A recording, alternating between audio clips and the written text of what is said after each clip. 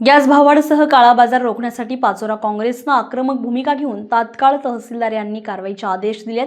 पाचोरा तालुक्यातील आणि शहरातील गॅसचा काळा बाजारसह केंद्र सरकारने भाववाढ केली आहे।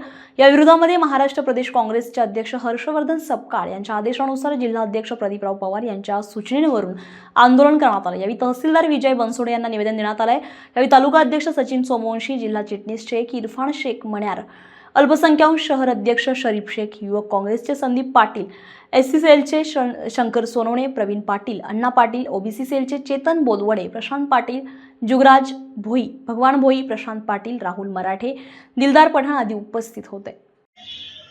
देशामध्ये स्मृती इराणी नावाच्या बाईने गॅसचा थोडासा भाव वाढला तरी पुऱ्या देशात आंदोलन सुरू केले होते। ती अंडी पण गायब झाली तिची आणि ती पण गायब झालेली आहे आणि ती मॅडम कुठे गेली माहीत नाही। परंतु देशामध्ये गॅसचा जो चटका आणि वणवा बसतो आहे तो मोठा झालेला आहे।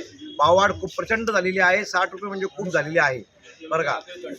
या गॅसवाढीच्या विरोधात हे आज पाचोरा काँग्रेसने आंदोलन केलेलं आहे आणि या आंदोलनाला जे हर्षवर्धन सपकाळ साहेब यांनी महाराष्ट्रामध्ये भर आंदोलन गॅसच्या संदर्भात केले होते। प्रदीप पवार जे होते जिल्हाध्यक्ष यांच्या सूचनेवरून आज हे आंदोलन झालेलं आहे आणि तात्काळ हा काळा बाजार देखील गॅसचा थांबावा आणि भाववाढ ही रद्द करावी ही मागणी काँग्रेसची आहे। नवनवीन घडामोडी पाहण्यासाठी स्टार महाराष्ट्र न्यूजला सबस्क्राईब करा आणि ताज्या बातम्यांचे अपडेट मिळवण्यासाठी बेल आयकॉनला प्रेस करा आणि परिपूर्ण बातमीबरोबर रहा, इतरांपेक्षा एक पाऊल पुढे।